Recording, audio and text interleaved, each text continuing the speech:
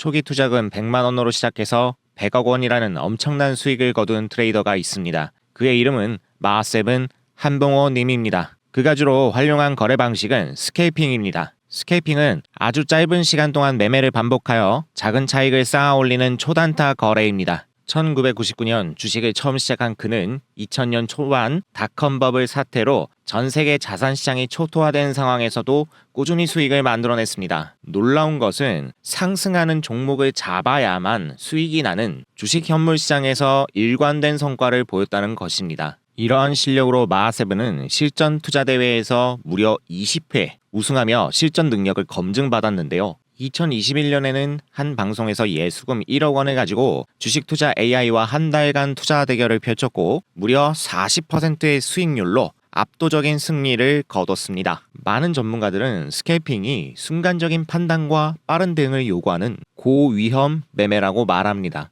그럼에도 그가 이토록 성공할 수 있었던 비결은 무엇일까요? 오늘은 마하세븐 한봉호님의 매매 원칙을 쉽고 명확하게 분석해 드리겠습니다. 영상 보시기 전 구독, 좋아요, 알림 설정도 한 번씩 부탁드립니다.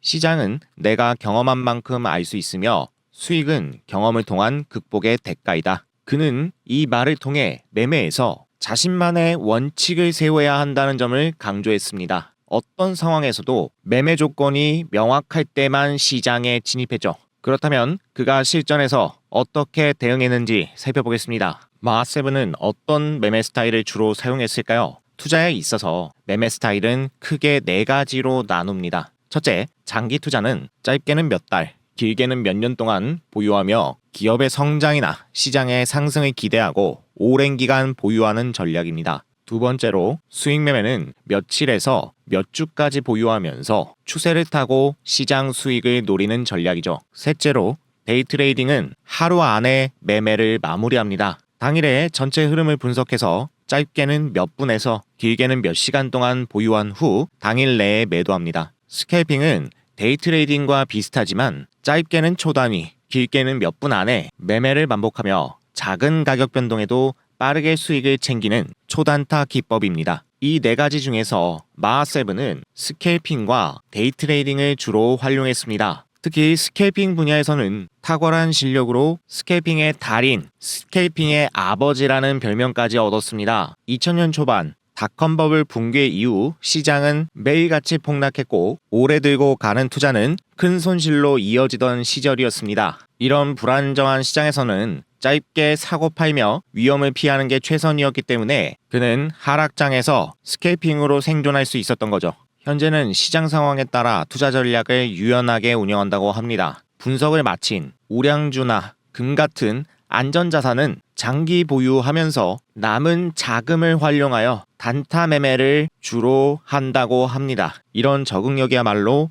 변화무쌍한 시장에서 20년 넘게 살아남을 수 있었던 비결입니다. 이처럼 시장에 맞춰 전략을 바꿨던 그에게는 분명한 원칙이 있었습니다. 그의 매매 원칙은 크게 4가지입니다. 첫 번째 원칙으로 그는 수익을 어느 정도 실현하면 매매를 바로 끝냈습니다. 왜냐하면 스캘핑은 거래 횟수가 많고 거래를 반복할수록 성공 확률이 급격히 낮아지기 때문입니다. 예를 들어 한 번의 매매 성공 확률이 80%라면 2번 연속 성공할 확률은 0.8 곱하기 0.8, 다시 말해 64%로 떨어지고 3번 연속 성공할 확률은 0.8의 세제곱으로 51.2%까지 내려갑니다. 단 3번의 거래만으로도 매매 성공률과 실패 확률이 거의 반반에 가까워지는 것입니다. 그래서 그는 확보한 수익을 지키기 위해 매매를 종료했습니다. 두 번째 원칙으로 그는 수익으로 시드가 늘어나도 거래 비중을 즉시 키우지 않고 초기 자금에 맞춰서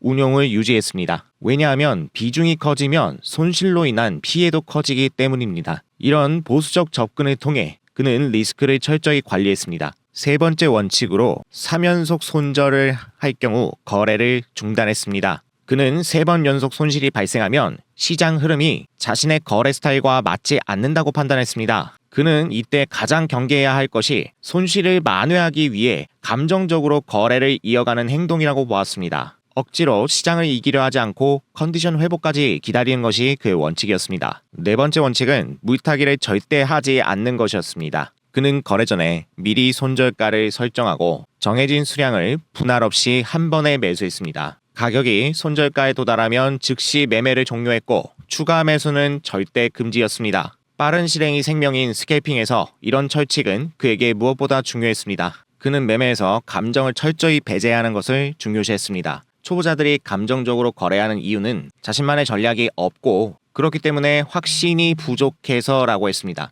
따라서 먼저 자신만의 거래법을 만들어야 하며 손절을 해도 흔들리지 않고 평정심을 유지하는 태도가 필요하다고 강조했습니다. 시장 상황에 따라 다양한 매매 전략을 사용했던 마하7. 그 중에서도 그가 가장 즐겨 썼던 전략은 눌림목 매매입니다. 예를 들어 상승 추세가 진행되는 도중 잠시 가격이 조정을 받을 때 눌림목 구간에서 매수하여 수익을 노리는 방식이죠. 만약 선물 트레이더라면 반대로 하락 추세 중에 일시적인 반등 구간이 나오는 자리에서 매도 포지션에 진입할 수 있습니다. 이러한 매매는 단시간에 수익을 내는 데는 매우 유용합니다. 하지만 문제가 있습니다. 실시간으로 눌림목을 찾는 것은 생각보다 쉽지 않습니다. 지나고 나서 보면 여기가 눌림목이었구나 하고 쉽게 알 수 있지만 그 순간으로 간다면 과연 이것이 진짜 눌림목인지 판단하기 어렵습니다.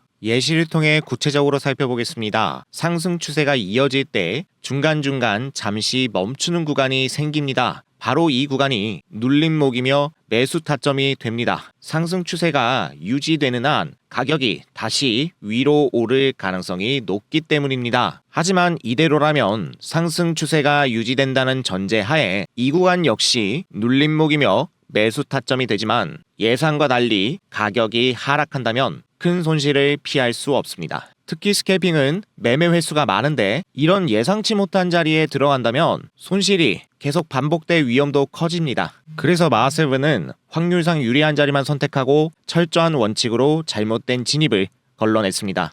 그렇다면 그가 판단한 구체적인 기준은 무엇이었을까요? 그는 타점을 정확히 판단하기 위해서 이동평균선을 참고했다고 합니다. 본격적인 매매 원리를 보기 전에 이동평균선이 무엇인지 간단히 살펴보겠습니다. 이동평균선은 일정 기간 동안의 가격 평균을 연결한 선으로 복잡한 가격의 움직임을 부드럽게 정리해서 추세의 방향을 보여주는 지표입니다. 이제 차트에 이평선 두 개를 추가해 보겠습니다. 차트의 상단에 지표 탭에서 단순 이동평균을 검색한 뒤 나오는 항목을 2번 클릭하고 선을 더블 클릭해 나오는 설정 창에서 인풋 탭으로 들어오면 길이를 설정할 수 있는데요. 각각 7과 20으로 설정합니다. 그리고 모습 탭에서 두 선이 잘 구분되도록 색상과 두께도 조절해 줍니다. 그런데 왜 이동평균선의 기간을 7과 20으로 설정할까요? 주식시장에서는 일주일이 5일, 한 달을 4주로 보고 5일과 20일 이동평균을 주로 사용합니다. 반면 코인은 365일 24시간 쉬지 않고 거래를 하기 때문에 단기선은 일주일에 해당하는 7일선을 주로 사용합니다. 그리고 중기선은 22평선을 주로 사용하는데요. 22평선은 전세계 트레이더들이 가장 많이 참고하는 볼린저 밴드의 중심선이기도 합니다. 많은 사람들이 이 선을 기준으로 매매를 하기 때문에 가격이 이 선에 근접할 때 매매 대응이 활발하게 이루어집니다. 그래서 핵심 구간으로서 신뢰도가 높은 것입니다. 일반적으로 7이평은 단기 추세, 22평은 중기 추세를 파악하는 데 활용되며 코인 시장에서 가장 많이 사용되는 조합입니다. 이평선은 추세만 보여주는 것이 아니라 지지와 저항선 역할도 합니다. 정배열일 때는 이평선이 지지로 작용해 가격이 눌릴 때 반등하는 경우가 많고 역배열일 때는 이평선이 저항이 되어 반등이 눌리는 경우가 많습니다. 하지만 이런 기본 개념만으로는 실제 매매 타점을 잡기 어렵습니다. 왜냐하면 시장은 항상 일정한 패턴으로 움직이지 않고 지지 저항이 잘 작용하지 않는 경우도 많기 때문인데요. 그래서 마하7은 추세의 방향성과 눌림목의 위치를 함께 고려해 확률 높은 자리를 공략했습니다. 특히 그는 이평선의 교차 시점을 활용해 매매 타점을 정교하게 설정했습니다. 일반적으로 단기 추세가 중기 추세를 뚫고 올라올 때 캔들의 힘은 상승 방향으로 강하게 작용한다고 판단합니다. 따라서 그는 7이평선이 22평선을 상승 교차, 골든 크로스 할 때 반등이 나올 가능성이 높다고 판단했습니다. 하지만 이런 교차 신호가 발생한다고 해서 무조건적인 반등이 나오는 것은 아닙니다. 보시는 것처럼 시장이 횡보하면서 두 이동평균선 간 거리가 가까우면 방향이 계속해서 바뀌기 때문에 불필요한 매매가 반복될 수 있습니다. 그래서 마하세븐은 교차 이후에 실제로 추세가 유지되는지 확인하고 이후에 눌림목이 발생했을 때만 진입했습니다. 예를 들어 7이평선이 22평선을 상향 돌파한 후 상승 추세가 유지되는 구간에서 가격이 눌렸다가 다시 반등하는 자리를 매수 타점으로 보는 것입니다. 한편 선물 트레이더라면 7이평선이 22평선을 하향 돌파한 후 하락 추세가 유지되는 구간에서 일시적인 기술적 반등이 나올 때 매도 포지션으로 대응할 수 있습니다. 예시를 더 자세히 살펴보겠습니다. 하락 추세가 진행되다가 진정되면서 단기 이평선이 중기 이평선을 첫 상향 돌파하는 구간이 나왔습니다. 곧 반등이 나올 수 있다는 신호입니다. 하지만 이때는 아직 추세가 불안정해 상승과 하락이 반복되며 보시는 것처럼 교차 신호가 여러 번 발생했습니다. 특히 스케이핑은 초단기로 매매를 하기 때문에 이렇게 신호가 자주 발생하면 불필요한 거래가 반복되고 손실을 입기 쉽습니다. 마하세븐은 이런 상황에서 섣불리 매수하지 않았고 이후에 추세가 명확히 우상향으로 유지되는 것을 확인한 후에 발생한 눌림목 구간에서만 매수 포지션에 진입했습니다. 반대로 선물 트레이더라면 상승 추세가 이어진 차트에서 하락으로 전환되는 경우를 볼 수 있습니다. 상승이 멈추고 7이평선이 22평선을 하향 돌파하는 구간이 발생했지만 초반에는 상승과 하락이 반복되며 방향성이 불안정합니다. 여기서 성급하게 매도 포지션으로 진입하면 단기적인 반등 구간에 휘말려 손실을 입을 수 있습니다. 같은 원리로 이런 구간이 나온 이후에 하락 추세가 명확히 유지되는 것을 확인하고 이후 기술적 반등이 나온다면 신중하게 매도 포지션에 진입합니다. 이후 하락 구간이 나오면서 수익이 발생했음을 알 수 있습니다. 마하세븐은 주식 현물 시장에서 활동했기 때문에 하락 추세 구간에서는 매매를 지양하거나 관망하며 상승 추세를 기다리고 다시 상승이 시작될 때 거래를 했다고 합니다. 이처럼 추세의 방향에 따라 눌림목을 활용하는 것은 동일하지만 현물 매매인지 선물 매매인지에 따라서 포지션 전략은 달라질 수 있습니다. 이처럼 이평선 교차 신호는 추세 전환 구간에서 꽤 신뢰할 수 있는 지표지만 교차 직후 초반에는 가격이 이동평균선 주변을 오르내리며 방향을 뚜렷하게 잡지 못하는 구간이 나타나고 매매 승률이 떨어질 수 있다고 말씀드렸습니다. 이런 구간을 피하기 위해서는 보조 지표를 함께 참고해서 추세의 강도나 시장의 에너지를 확인해야 합니다. 여기에 활용되는 대표적인 도구가 바로 RSI 상대 강도 지수입니다. 먼저 RSI를 차트에 추가해 보겠습니다. 차트 상단에 지표 탭을 클릭한 뒤 검색창에 RSI를 입력하면 테크니컬즈 상단에 상대 강도 지수라고 나옵니다. 이 항목을 클릭해 줍니다. 차트 아래에 추가된 RSI를 잠시 더블 클릭하여 원리를 설명하겠습니다. RSI는 일정 기간 동안 상승폭과 하락폭을 비교합니다. 그리고 현재 시장이 어느 방향으로 더 강한지를 알려주는 지표입니다. 이 지표에서 가격의 변화에 따라 민감하게 움직이는 보라색 선이 바로 RSI 선입니다. RSI는 중심인 50을 기준으로 위로 올라가면 상승 우위이고 아래로 내려가면 하락 우위로 봅니다. 일반적으로 70 이상은 과열 구간으로 매도세가 나올 확률이 높고 30 이하는 과매도 구간으로 매수세가 나올 가능성이 있습니다. 이런 특성을 기반으로 매매에서 유용하게 활용됩니다. 그러나 초단타 매매처럼 빠르게 변동하는 시장에서는 이것보다 더 세밀한 구간을 나누어 보는 것이 유효합니다. 매매 패턴은 시장 참여자들의 심리가 반영되는 것으로 통계적으로 일정 구간에서 비슷한 흐름이 자주 반복됩니다. 이를 적용하면 단타 매매의 경우 상승 추세에서는 RSI가 주로 55 이상을 유지하려는 경향이 있고 하락 추세에서는 45 이하에서 머무는 경우가 많습니다. 이제 RSI 차트에 45선과 55선을 직접 추가해 보겠습니다.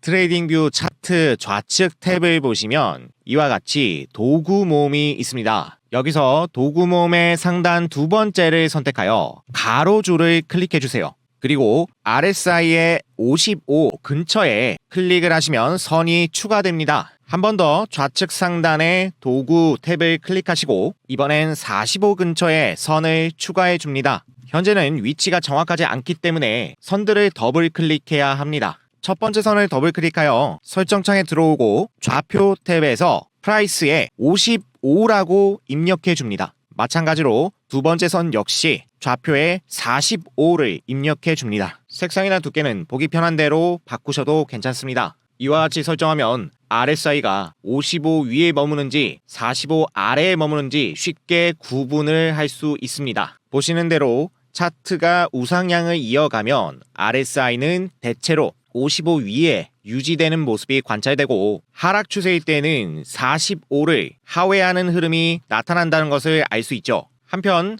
RSI가 45와 55 사이에 있을 때는 명확한 방향성 없이 횡보하는 모습이 자주 관찰됩니다. 따라서 이 구간에서는 매매를 하지 않고 관망하는 것이 유리합니다. 이처럼 추세 강도를 RSI로 확인하고 눌림목을 공략하면 승률이 높아진다는 걸 알 수 있습니다. 비트코인 3분봉 차트로 예시를 살펴보겠습니다. 먼저 상승 추세입니다. 7 이평선이 22평선을 교차하고 본격적으로 상승 추세가 이어질 때 RSI는 55 위에서 흐름을 유지하려고 하는 경향을 보입니다. 이때 잘 보면 55를 잠깐 깨는 흐름이 발생하는 걸 알 수 있는데요. 깨고 내려왔다가 다시 상승 돌파하는 시점이 눌림목과 일치하는 성질을 보인다는 것을 확인할 수 있습니다. 또 다른 상승 구간에서도 이평선이 여러 번 꼬이는 구간을 지나 상승 추세에 돌입했을 때 RSI가 55 위에서 머무르려는 성질이 뚜렷하게 나타납니다. 그리고 55를 약간 하회할 때 눌림목이 발생하며 RSI가 55를 다시 회복하는 시점에 원래대로 상승 흐름이 발생하는 것을 알 수 있습니다. 반대로 하락 추세는 RSI가 45 이하에 머무르려는 특성을 지닙니다. 하락 차트를 보겠습니다. 고점을 횡보하던 상태에서 단기 이평선이 중기 이평선을 한 번 하락 교차하고 반등했다가 다시 한 번 교차하면서 본격적인 하락이 시작되고 있습니다. 그리고 RSI가 떨어지면서 45 이하를 유지하려는 걸 알 수 있죠. 중간중간 45를 잠시 넘을 때가 있는데 이때는 기술적 반등이 나온 시점과 일치하며 이때 매도 포지션에 진입한다면 수익을 볼 수 있습니다. 또 다른 차트에서도 단기, 장기 이평선이 두 차례 꼬인 후에 하락 전환하며 서서히 가격이 내려옵니다. 이때 RSI는 45 밑으로 내려와 유지하려는 특성을 보입니다. 중간에 45 위로 잠시 넘어가거나 근접할 때는 기술적 반등이 나오는 시점으로 이때 매도 포지션에 진입하여 차익을 노릴 수 있습니다.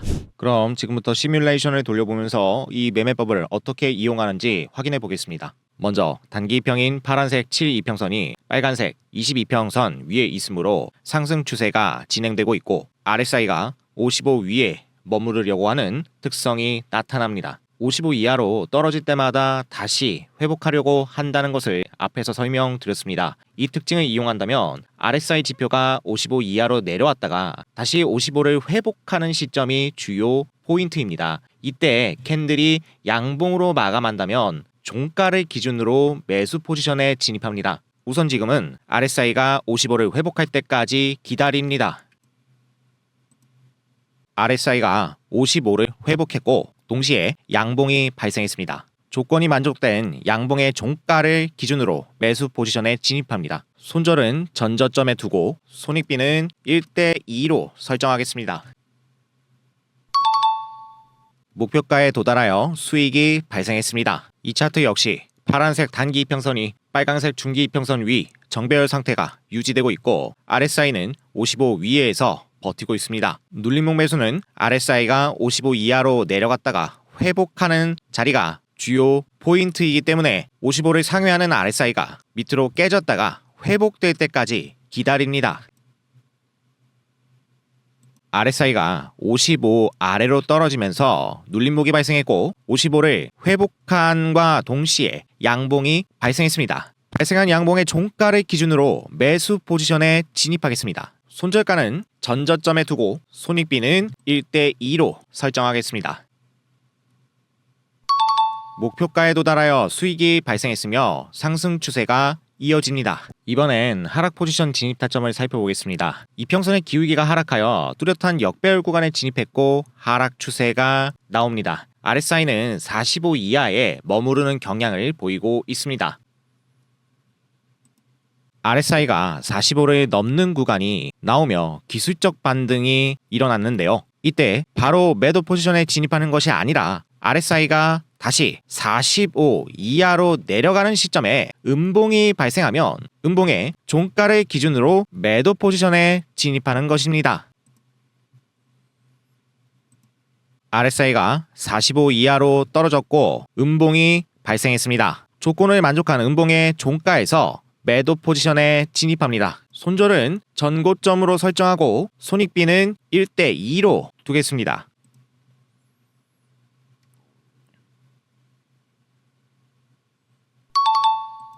목표가에 도달하여 수익이 발생하였고 하락 추세가 계속됩니다. 다른 예시에서도 비슷한 흐름이 나타납니다. 역별 상태로 하락 추세가 이어지는 구간에서 RSI가 45 밑에 머물러 있습니다. 이때 RSI가 45 위로 올라갔다가 다시 아래로 내려가는 시점이 포인트입니다. 동시에 음봉이 발생한다면 음봉의 종가를 기준으로 매도 포지션에 진입하는 것입니다. 스캘핑이니만큼 짧게 타점이 나오는 걸 확인할 수 있는데 45 이상 RSI가 올라갔다가 바로 이탈하는 자리가 나왔고 이때 음봉이 발생한 것을 확인할 수 있습니다. 음봉의 종가를 기준으로 매도 포지션에 진입합니다. 손절 구간이 짧아 손절가는 더 이전에 전고점으로 두고 손익비는 1대2로 설정하겠습니다. 목표가에 도달하여 수익이 발생했고 하락 추세가 계속됩니다. 이렇게 추세와 RSI만으로도 눌림목 타점을 잡을 수 있지만 좀 더 높은 신뢰도를 원한다면 캔들의 형태나 추세가 지속되는 패턴까지 함께 보는 것이 좋습니다. 왜냐하면 시장은 단순히 지표만으로 움직이는 게 아니라 이런 패턴을 본 투자자들의 심리가 반영되기 때문입니다. 예를 들어 상승 추세가 나온 구간에서 RSI가 55 이하로 내려갔다가 다시 위로 회복하는 시점에 직전의 하락 캔들을 완전히 덮는 양봉이 나온다면 이는 상승 장악형으로 상승 추세가 다시 이어질 가능성이 높습니다. 해당 양봉의 종가를 기준으로 매수에 진입했다면 시간은 조금 걸렸지만 전저점에 손절되지 않고 추세가 상승으로 이어졌다는 것을 알 수 있습니다. 이후 해당 구간을 훨씬 상회하는 장기적인 상승 추세가 나오죠. 반대로 하락 추세에서는 RSI가 45를 넘어서 반등하다가 다시 하락으로 전환되는 구간에서 하방으로 이탈하는 하락 장악형 캔들이 나타납니다. 조건을 만족하는 음봉 종가를 기준으로 매도 포지션에 진입해서 이후 흐름을 보시면 하락 추세가 이어진다는 것을 확인할 수 있죠. 이외에도 추세 지속형 패턴으로 많이 활용되는 것이 쌍바닥과 쌍봉 패턴입니다. 이런 패턴들은 차트에서 직관적으로 확인할 수 있어서 스캘핑 매매에도 활용하기 좋습니다. 특히 많은 투자자들이 알고 있는 패턴일수록 시장 심리에 강한 영향을 미치기 때문에 진입 신뢰도를 높이는 근거로 활용할 수 있습니다. 예를 들어 보겠습니다. 이 차트에서는 상승 추세가 이어지는 구간에서 쌍바닥 형태의 눌림목이 만들어졌습니다. 가격이 상승한 뒤 크게 두 차례의 눌림이 나오면서 비슷한 가격대에서 지지가 발생한 구조고 이때 RSI 흐름을 보면 처음에 55 밑으로 내려갔다가 45까지 내려온 뒤 크게 탄력을 회복하여 55 위로 돌아온 것을 볼 수 있죠. RSI가 55를 회복할 때 양봉이 발생한 걸 알 수 있고 양봉의 종가를 기준으로 매수 포지션에 진입합니다. 손절은 이전 저점에 두고 손익비는 1대2로 설정합니다.